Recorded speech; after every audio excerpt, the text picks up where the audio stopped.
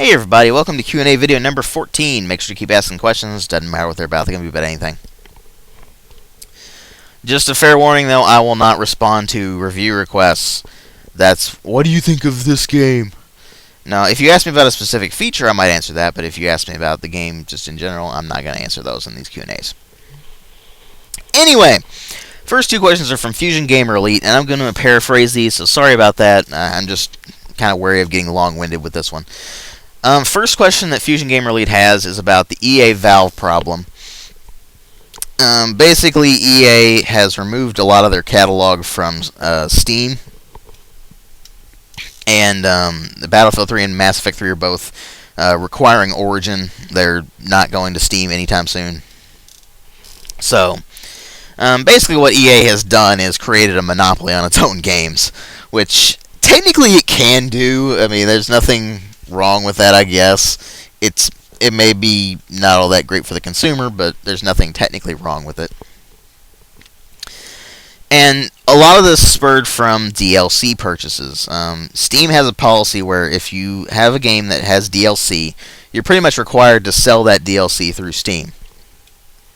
However, EA didn't want to do that, and as a result, they ended up trying to circumvent that and just kind of messed up in the process. Steam wouldn't have any of it, and eventually EA just said, okay, fine, we're gone. And they just left Steam. Really bad move on their part, because they lost out a lot of customers that day. And they continue to basically lose customers the more bad decisions they make, like forcing Origin on people, which pretty much nobody likes Origin.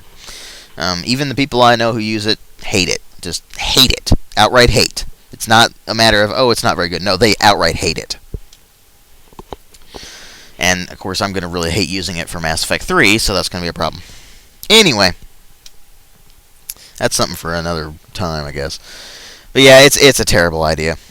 Second question from FusionGamerElite is, what do you make of game companies stripping down base games and selling their removed content as DLC? Basically forcing the customer to pay for that additional content so they get the complete product they paid for in the first place. He went on to provide the example of StarCraft 2 being worse, because they sell the full game for $60, and then they're going to sell 2 expansion packs, which are the other 2 campaigns you're supposed to get in this game, by the way, and they're going to sell them for full price, which for an expansion pack is probably about $40, unless they're really dickish and decide to sell them for $60, which is what the base game is.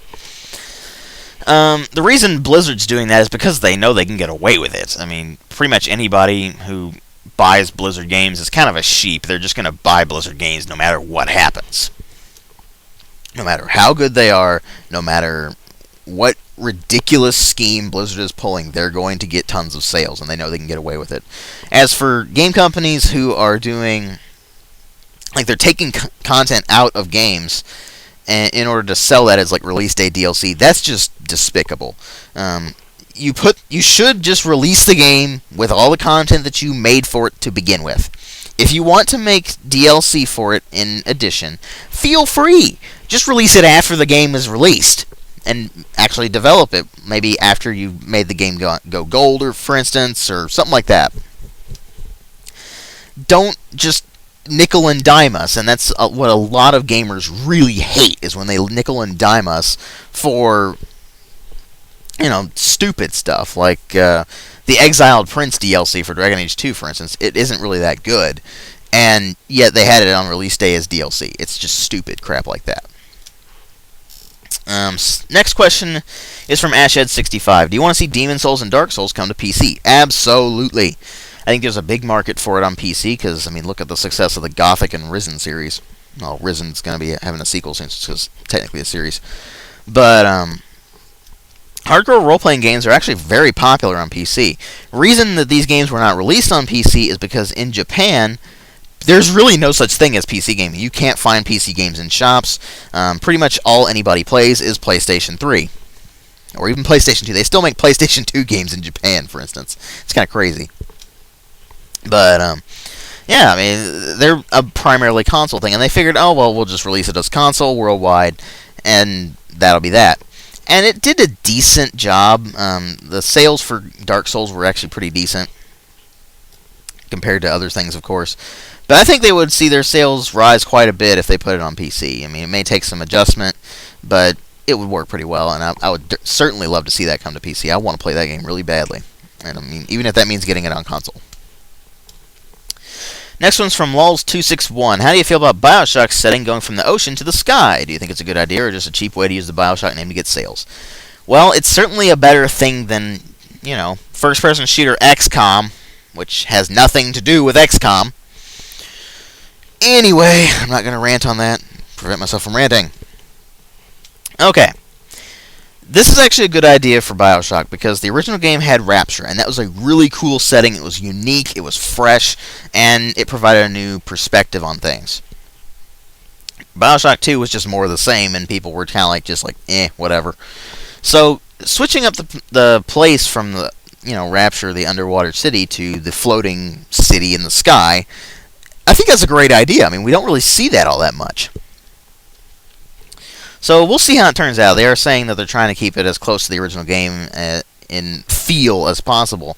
So we'll see what happens with that, but I think it's actually a pretty good idea. Next two questions are from IZV12. First one is, the SOPA discussion is affecting so many people worldwide, it's understandable how so many groups would oppose it. However, do you believe an efficient way of preventing copyright infringement will ever be created? Absolutely not. The more you try to tighten that leash, the harder things struggle to get out of that leash. As we have seen, the more games get released with, say, restrictive DRM, the higher the piracy gets.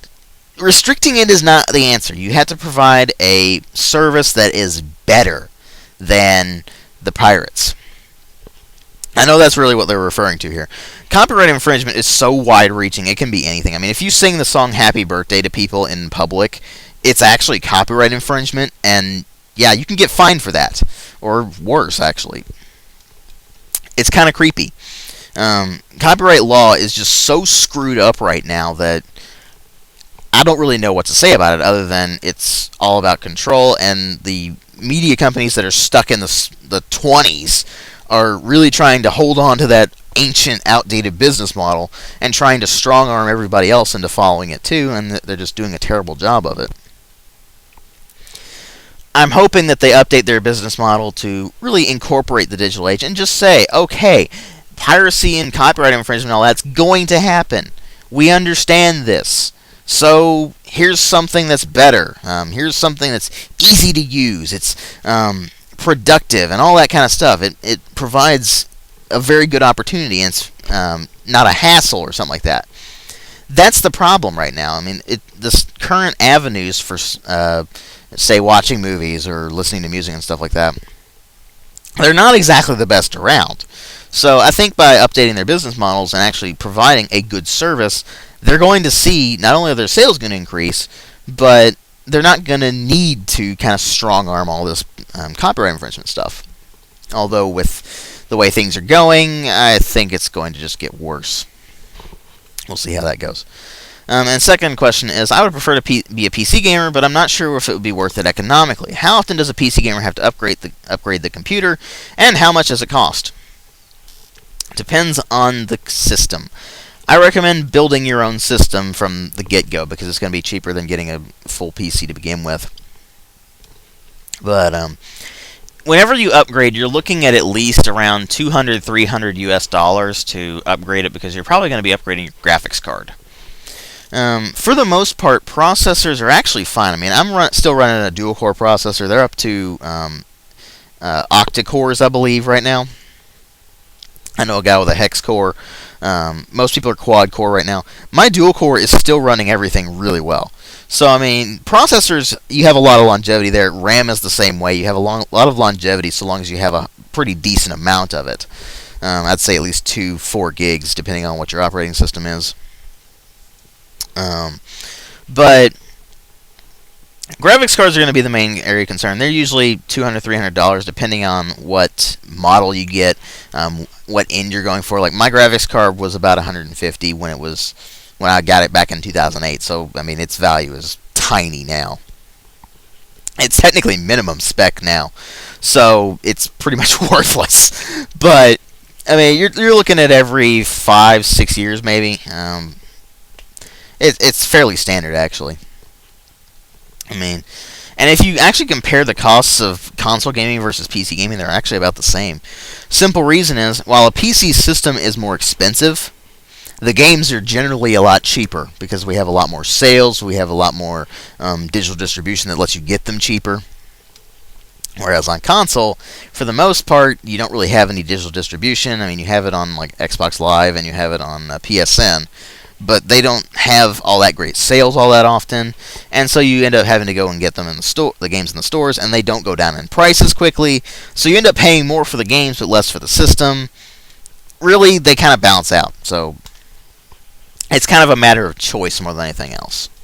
Hope that helps. Next one is from Pichu Dudify. Why do you hate Dungeons & Dragons 4th Edition? Because it's crap, to put it simply. And I also hate Vampire the Requiem, by the way. A very similar problem. The new generation of tabletop role-playing games seems to be not so much about role-playing and more about whacking things in the face. I mean, they really tried to make D&D 4th Edition fairly simplistic so they could get more people playing it. Well, you sort of succeeded at doing this, but the main problem is you lost the fluidity of 3rd Edition. I mean, 3rd Edition is, for me, it's the best edition so far.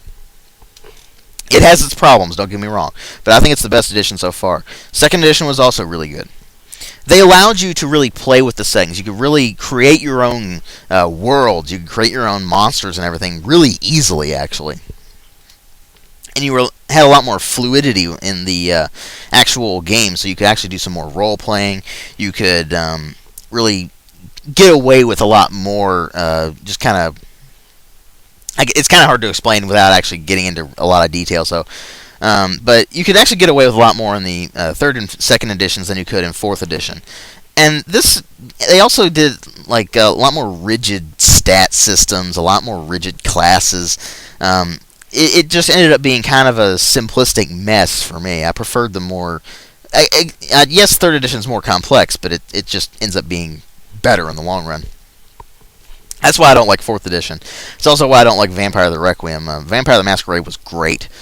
You had a lot to work with, and they just cut down a lot of the really good stuff that was in the Masquerade and just said, okay, Requiem is, for the masses. That bothers me. Next one's from DFrosty1987. What do you think about the mainstream gaming channel credibility on game reviewing, stuff like GameSpot and IGN? And do you have any suggestions on channels that provide good reviews? Well, if you watch me for the reviews, you obviously like them.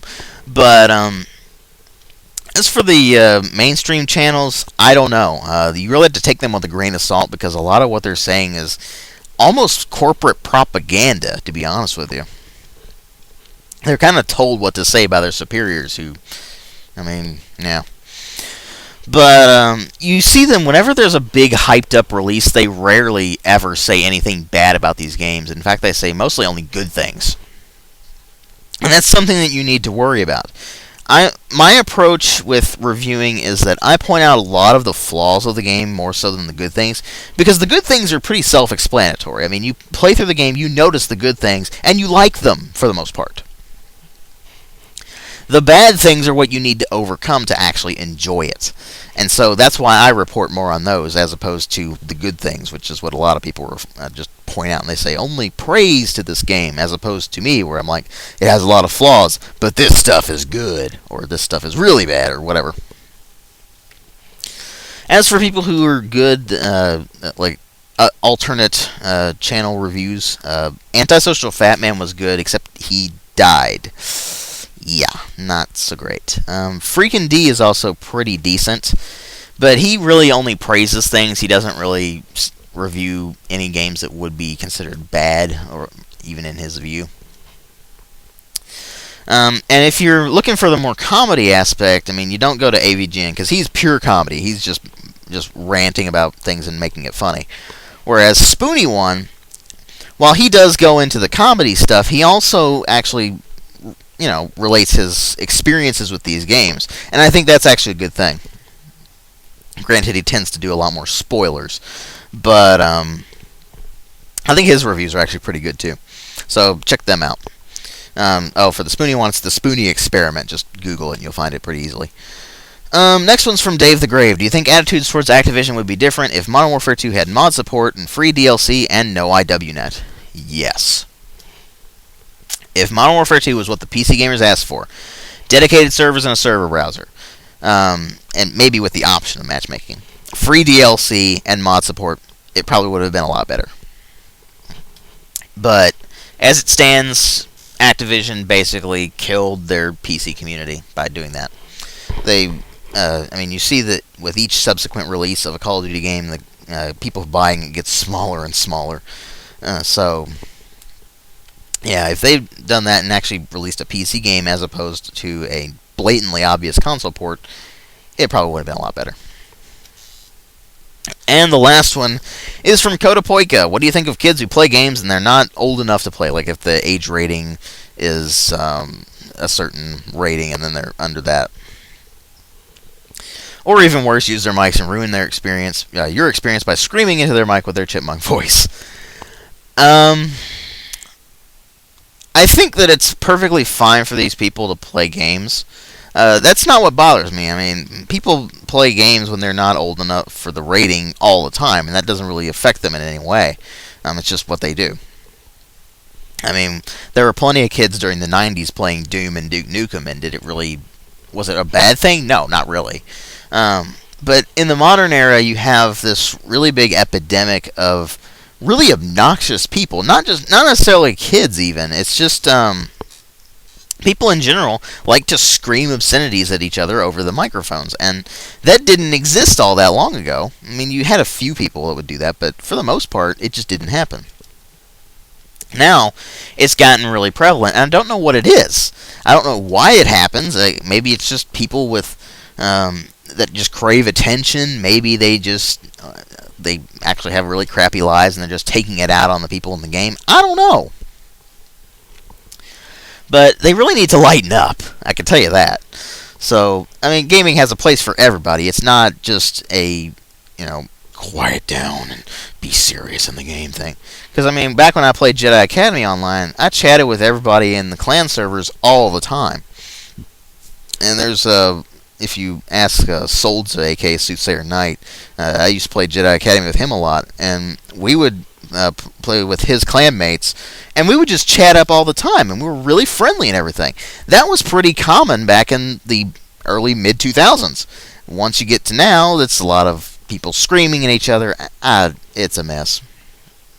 So, I don't know what changed. Maybe it was the console generation, maybe it was the bros or whatever. I don't know, but I think that the people screaming need to lighten up and just chill out, because gaming's supposed to be fun. It's not supposed to be obnoxious and irritating.